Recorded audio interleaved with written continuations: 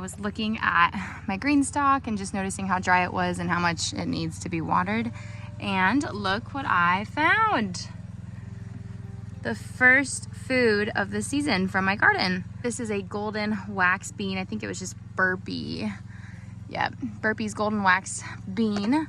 They're just bush beans, but I threw them in here because when I started these seeds, it was kind of an experiment. And they got really leggy before we had our garden beds done. But you know what? It's better than nothing, right? A seed in the ground is better than no seed at all. Also, I'm really impressed with these runners from this mint plant.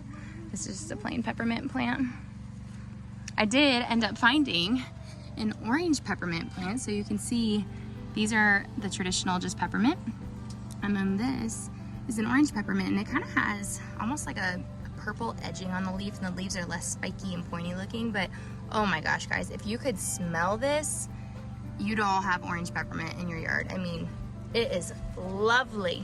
As I was walking around the garden, since I haven't been here for a few days, we've been out of town, I noticed that I've had a lot of seedlings break the surface and some plants really take off because we've had a ton of rainfall. So I thought, you know what, we'll make something out of this video, and I'll go give you guys kind of a brief garden tour, not an official garden tour. I suppose we could call it an early garden tour. Let's do it. No better place to start than right here at the green stalk.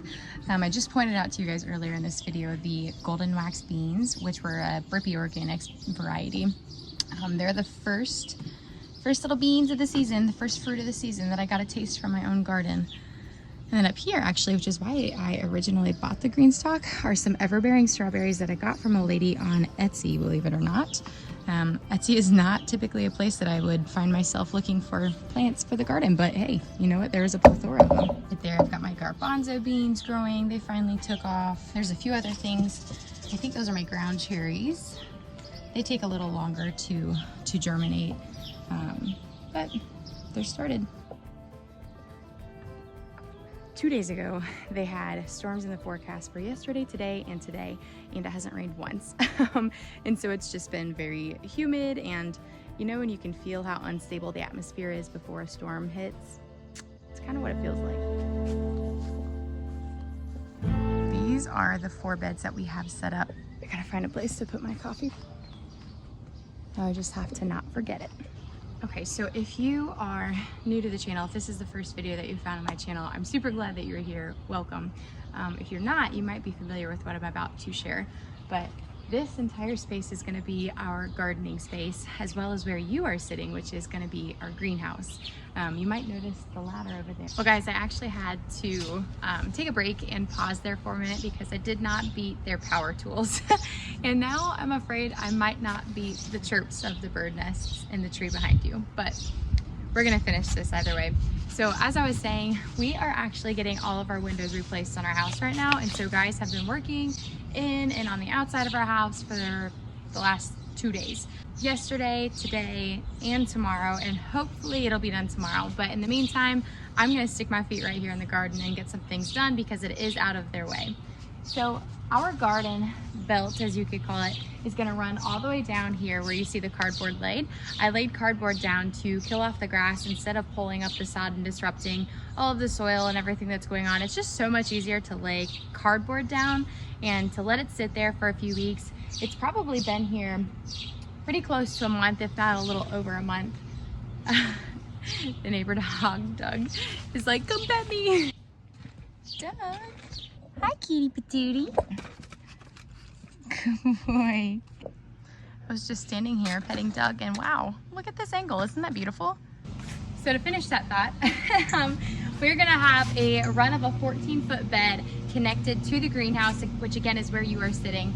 And then after those 14 feet, there's gonna be about a 3-foot gap or a 4-foot gap for an arbor to be set, mostly because I want this gardening space to be blocked off from our dogs, which is also why our gardening beds are 2 feet high. So after the arbor is going to be another run of a 14-foot bed, and at the very corner it's going to make a hard 90-degree angle turn and create an L shape with another 9-foot bed. So this is all rainbow chard that you see coming up here, as well as some kohlrabi and then some beets. Look at those little fellas coming up. Oh, I see you, little fly. We have been debating on whether or not we cut this hydrangea branch This is technically supposed to be like a bush form of a plant. However, I really did not want to chop it down because it's a great source of shade from the sun for plants that do not like a bunch of heat and a bunch of sunlight, say lettuce, rainbow chard, radishes even. It keeps them from bolting before they're actually matured enough to harvest. So I'm really hoping that I can keep this weird hydrangea limb that is just extending itself away from the mother plant and using it as a source of shade. Clearly right now, as the way that the sun is hitting, it's not shading the entire bed, but it definitely shades it from the morning and the afternoon light. Don't know if you guys can see that little moth. Okay, and on to our second bed. So I have quite a few different things in here. Oh yay, look! Happy birthday, little carrots. Oh my goodness, when I started filming this video this morning, which was literally like not even 8 hours ago, there was only, I think it was these two that were up, and none of these other 3 rows were up. There are, so you can see 1, 2, 3 rows planted all the way down this bed. Third one stops right there. But it looks like they are celebrating their birthday today. That's exciting. So I do have them growing underneath my okra. So I have, I believe this one is the Royal Burgundy okra, I think is what it is. I have to look that up. I have Hill Country Red, but those seeds are having a harder time germinating, so I just went ahead and put the burgundy ones in. So, and they will also have a low canopy of nasturtiums that hopefully I will not regret, because if you know anything about nasturtiums in the garden, you either love their presence, kind of like mint, or you absolutely hate it. They tend to reseed themselves in areas that you never planted them in. So this one is also a first for me. This, ouch, I just stepped on a sharp wood chip. This is a small Persian cantaloupe. My friend Summer actually gave these seeds to me, which was really, really sweet. I did sow 2 per hole, and I had a 100% germination rate, which is always really exciting, but it's also very sad as the gardener, because that means I'm gonna be coming out here and snipping off the weaker link. It's just not sustainable to keep plants planted so close together that they're going to be fighting for nutrients and for space in general, especially with plants that like to vine and to grow or are indeterminate. And these Persian cantaloupes are definitely going to be growing over a cattle panel, which I'm going to be having literally right where I'm standing right here. And so having 3 of them within a 3-foot span might even be pushing it. I might have to eliminate it down to just 2, but again, I've never grown them, so time will tell. And then I got these fellows who are all looking really great for being transplanted cucumbers, because cucumbers do not like to be transplanted. These are a pickling cucumber that I got at the farmer's market. So again, same thing with the squash. They're going to be going up the cattle panel, which will be right here between these 2 beds.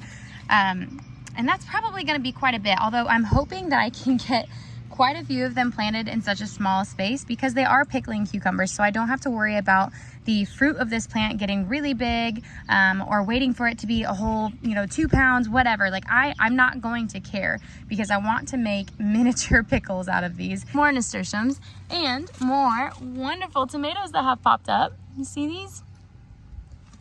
So I planted, again, probably 2 to 3 different seeds in each little spot, and it looks like I didn't have quite 100% germination rate. Actually, I'm not even sure what that is that's growing. It might just be a weed, but who knows. So these are, actually these ones over here are the Jersey Devil Roma tomatoes. I have never grown them before. I think that they're Baker Creek. I'll double check on that. I will tag all of that in the description below.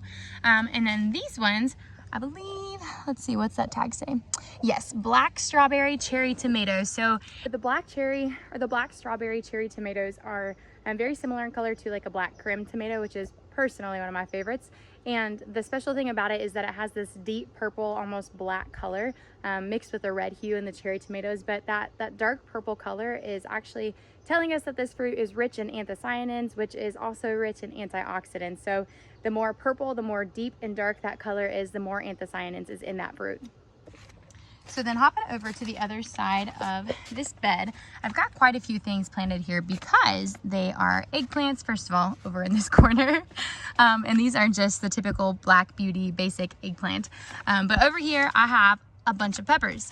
So I had started these banana peppers quite a while ago, and I thought, you know what, I'm going to transplant them and see if they take, because a seed planted in the ground is better than no seed planted at all. Am I right? And then actually what you can't see because they haven't germinated yet, California Wonder bell peppers. And so I think I've got 4 of them. I could be wrong. You know, I would highly recommend that you guys don't label things with see-through plastic. I just had to do with what I had. So I know that these 2 are going to be California Wonders, and then these 2, I really can't make out what this was. I think it says Cali, so I think that these all 4 are California Wonders. The reason that I have all of my peppers planted so close together is because I have a saying, peppers like to hold hands. Meaning peppers really do enjoy the heat, they love the sun, but they also do need to receive some sort of shade from just a constant beating of the sun. And so what happens is when you grow them close enough, their leaves start to overlap with the next plant next to them, if that makes sense. And so I like to coin the term as peppers like to hold hands. The last bed that I have planted here, I actually have some tomatillos, which this guy isn't looking super great. It's probably a nutrition deficiency. When you see it just straight yellow leaves like this with no spotting or bites or anything, it's very frequently going to be because of the nutrition in the soil. And I did buy these at a farmer's market, so who knows what they fertilized them with. See, and that looks like some pests were getting to it. Hard to say. The other leaves look great. So I've got 2 tomatillos planted here. I've never grown tomatillos before or cooked with them, so I'm really looking forward to finding some recipes in my cookbooks for those. And then I do have a yellow husk ground cherry. Now, I'm not entirely sure if this is going to actually bear fruit, because the couple that you see here were actually on here already. But last I knew, which tell me if I'm wrong or if you know how this works, but ground cherries have to have 2 plants because the flowers need to be fertilized. Now I'm assuming that if they were sold at the farmer's market by a very established group of farmers, that would have been communicated. So I'm just gonna hold to that by buying one, that it's gonna bear fruit, or maybe it was already pollinated, because I do see fruit on there already. So I don't know. I do have a couple ground cherries in my green stock though, so we'll see if they take off in time. I think there's about 4 coming up in there. Hey boy, hey. So, and then I do have 6 different cabbages planted here. You'll see the ones that have actually matured a little more than this guy right here. Those are the ones that I started in my seed trays inside my house with no heating lights, no heat mats, no nothing. I just threw the seeds in some soil and said, you know what, if they grow, they grow. And they grew. But because I like symmetry and I like things to look nice, I decided to put another one here, because cabbage can also grow within a foot of another cabbage head. So we'll see. Now, before I show you the last part, or the last plant in this garden bed, I do have to preface, if you are new to this video, this is going to be new news for you. But when I was gone on a family vacation, I came back after 2 weeks, and I had a gal watering and taking care of our dogs and my plants and all sorts of things. And I went to go check on my plants because they all broke through the surface. They all germinated. They were doing great. They would look beautiful in the pictures. And then I looked at my tomatoes, and none of my tomato identification markers held their names, which is definitely my fault, because I decided I was going to skip using the Sharpie because I couldn't find it and we were running out the door, but I had to get these seeds in the soil. And so I just grabbed like the felt pen Sharpies thinking, hey, it's a Sharpie, it should work, right? Didn't test it or nothing.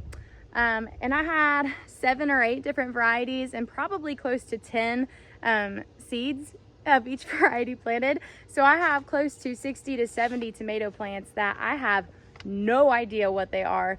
The reason I know what the guys were that I told you about earlier is because I sowed them in the garden just a few weeks ago. These seeds I started months ago, and you know, part of me thought, well, just get rid of them, get some new tomatoes, blah, blah, blah. And then there was a part of my heart that was like, no, those are your little seed babies. Like, you raise them up, you need to let them bear fruit, let them do their thing. And so I'm still waiting on the other beds, because that's where those little tomatoes are gonna go, kind of as an experiment and just for funsies, so that you and I can laugh at my mistakes together, and rediscover what all of those tomatoes were. Because you guys, they weren't just all beefsteak tomatoes. They weren't just a variety of, you know, super sweet 100 cherry tomatoes. They were cherry tomatoes, Roma, beefsteak, there was black crims, there were slicers, all sorts of different tomatoes, and I have no idea which one's which. So in this bed, I grabbed a completely random pot. What is that? And threw some tomatoes in here. So this is the start of the tomato saga. I don't know if you guys can see it, but I swear there was just like a shift in the atmosphere in our weather, because the sun, it suddenly just became not so very hot and humid. It's not windy, as you can see, like my hair isn't flying all over, but something's changing, which tells me I might want to hurry this video up. So one of the other things that I got at the farmer's market were a couple early girl tomatoes. I'll show you guys right here. Early girl tomato. And this one actually matures in 52 to 62 days instead of 60 to 80 days, which is pretty common with other tomatoes.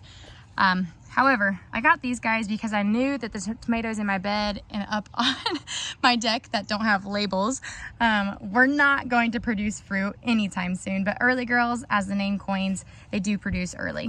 So as you guys know, my golden wax bean from Burpee Organics is the first thing to bear fruit in my garden, and I would love to know, what is the first thing that takes fruit in your garden? Is it your herbs? Is it a tomato plant? Is it a legume like for me? Carrots, radish, whatever it might be. Let me know in the comments below. I'd love to read it. And until then, I'll catch you on the next video. Thanks for tuning in. See ya.